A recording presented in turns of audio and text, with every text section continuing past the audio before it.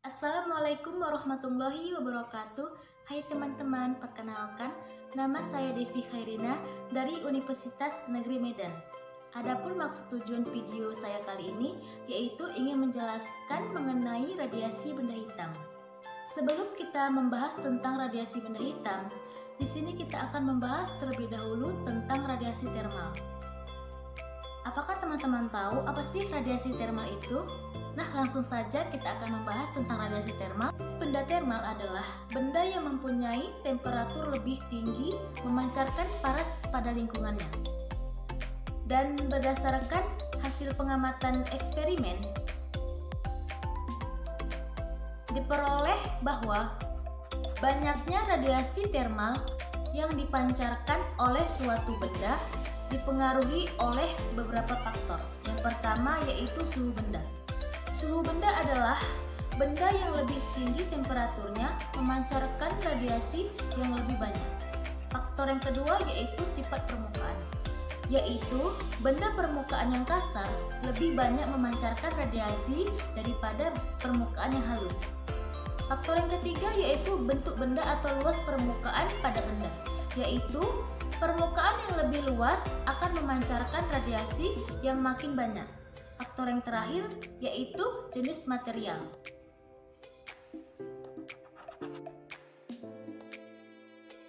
Jika sebuah benda mula-mula lebih panas dibandingkan dengan lingkungannya, maka benda ini akan turun suhunya karena laju pemancaran radiasi atau energi panas lebih besar dari penyerapan radiasi.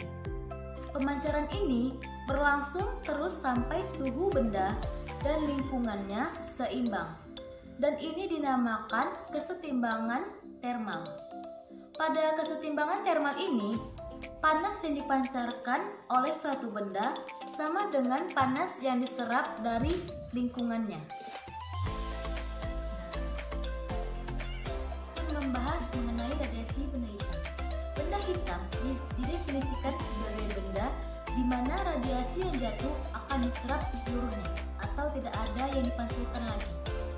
Benda hitam sempurna ini sukar didapatkan karena telaga yang sangat hitam itu pun masih mempunyai daya pantul meskipun sangat kecil. Suatu lubang kecil pada sebuah dinding berongga dapat dianggap sebagai benda hitam sempurna. Nah, di sini ada sebuah bola berongga. Dimisalkan pada permukaan bola tersebut terdapat sebuah lubang yang terlihat titik gelapnya. Dan kemudian bola tersebut diberikan sejumlah kalor setelah beberapa saat. Titik pada bola tersebut akan lebih terang. Nah, pada video ini terdapat dua kondisi pada bola tersebut, yaitu yang pertama, sinar itu mengenai permukaan bola dipantulkan hanya sekali, dan sinar pantul itu dapat diamati oleh detektor. Pada sisi lain, pada permukaan lubang itu tidak ada sinar yang keluar, sehingga tampak gelap. Nah, untuk lebih memahaminya, dapat kita lihat bersama-sama ilustrasi pada video tersebut pada saat kondisi 1. Selanjutnya pada kondisi 2, yaitu ketika bola diberikan energi melalui pemanasan, atom-atom pada permukaan bergetar dengan frekuensi tertentu sambil memancarkan sinar. Nah, sinar-sinar ini keluar dari bola dari lubang yang sama. Sinar yang masuk pada dinding berongga dengan lubang kecil, sinar tersebut akan dipantulkan berkali-kali oleh dinding berongga. Dan setiap kali dipantulkan, intensitasnya itu selalu berkurang karena sebagian besar sinar tersebut diserap oleh dinding sampai suatu energinya itu kecil atau mendekati hampir nol. Jadi dapat dikatakan bahwa sinar yang mengenai lubang tersebut tidak keluar lagi, dan itulah sebabnya lubang ini dinamakan sebagai benda hitam, yaitu semakin kecil lubang tersebut maka semakin mirip dengan benda hitam sempurna karena semakin sedikit peluang keluarnya sinar tersebut. Pada saat benda hitam dipanaskan atau benda berongga dipanaskan misalnya itu pada suhu T, maka dinding sekeliling rongga tersebut akan memancarkan radiasi dan memantulkan sebagai radiasi yang datang dan menyerap sisanya. Peristiwa penyerapan dan pemancaran ini teman-teman dapat kita lihat ada sebuah besi ketika dipanaskan. Maka ketika besi tersebut dipanaskan, molekul-molekul pada dinding besi tersebut akan mendapatkan energi sehingga bergerak dipercepat. Dan menurut teori elektromagnetik, muatan yang dipercepat ini akan memancarkan energi radiasi. Dan energi radiasi inilah yang dipercayai orang-orang sebagai sumber radiasi benda hitam. Dapat kita lihat pada gambar 5.2 ini merupakan radiasi mengenai sebuah prisma yang akan mengurai berkas radiasi yang datang, atau seperti terdapat gambar 5.2, yaitu radiasi yang mengenai sebuah prisma akan mengurai berkas radiasi yang datang.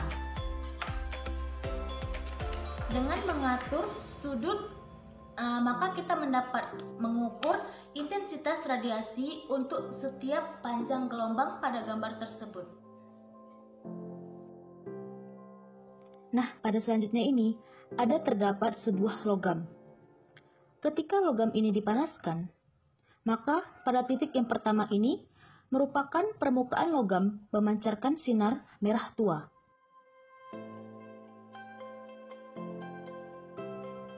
Dan pada titik yang kedua, ini merupakan permukaan logam memancarkan sinar berwarna jingga.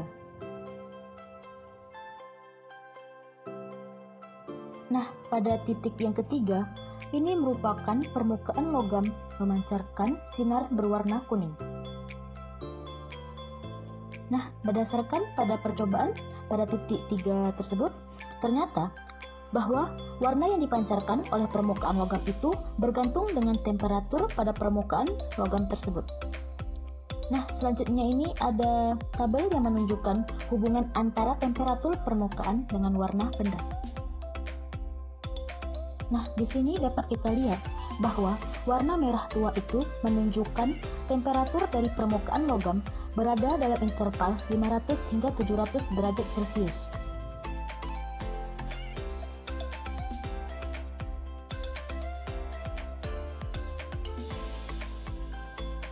Nah, pada titik warna jingga ini menunjukkan bahwa dari permukaan logam berada dalam interval 900 hingga 1000 derajat Celcius.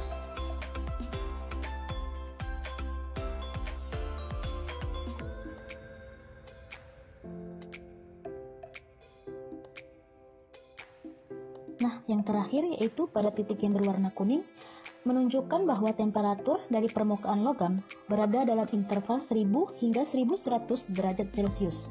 Dengan kata lain, dari suatu radiasi dapat menunjukkan temperatur dari benda tersebut. Berarti di sini dapat kita ketahui bahwa apapun jenis materialnya, ketika warna permukaan material tersebut sama, maka permukaan benda memiliki temperatur yang sama. Dan ini dapat diterapkan untuk mengukur suhu tubuh seseorang yang memiliki suhu tubuh lebih dari standar akan menunjukkan warna yang berbeda. Nah, pada peristiwa tersebut terjadi disebabkan karena adanya hukum pergeseran Witt, yaitu menjelaskan fenomena logam yang dipanaskan hingga membara bermula tampak warna merah, kemudian berwarna nyala hingga menjadi putih jika temperaturnya dinaikkan. Nah, untuk lebih memahaminya, pada video tersebut terdapat gambar 6.5 yaitu spektrum benda hitam.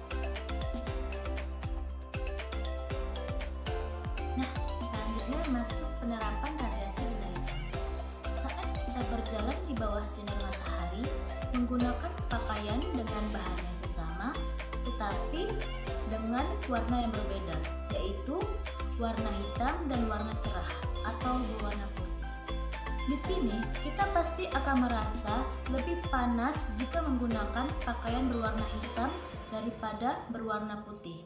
Mengapa bisa demikian? Hal ini dikarenakan bahwa warna hitam itu merupakan penyerapan dan pemancar kalor yang baik dibandingkan dengan baju yang berwarna putih. Radiasi benda hitam selanjutnya adalah penggunaan termos. Prinsip kerja termos adalah terdapat lapisan logam yang mengkilap yang berfungsi untuk mencegah perpindahan kalor secara radiasi, sehingga penggunaan logam yang mengkilap tersebut dapat menjaga suhu atau temperatur di dalam termos tersebut agar tetap konstan nilai suhunya. Nah, di sini kita perhatikan terdapat dua gambar, yaitu gambar pertama terdapat api yang berwarna merah dan gambar yang kedua terdapat api yang berwarna biru. Nah, jika kita memasak air dengan volume yang sama dengan kedua api tersebut, maka air manakah yang lebih cepat panas? Nah, jawabannya api yang berwarna biru. Mengapa demikian? Ternyata dengan menggunakan api berwarna biru itu lebih cepat memanaskan air dibandingkan dengan api yang berwarna merah. Hal ini dikarenakan suhu api yang berwarna biru lebih tinggi dibandingkan suhu api yang berwarna merah. Tahukah teman-teman mengapa hal itu bisa terjadi? Hal ini terjadi dikarenakan berlakunya hukum pergeseran Wien, yaitu inilah yang dapat saya sampaikan pada penjelasan video kali ini.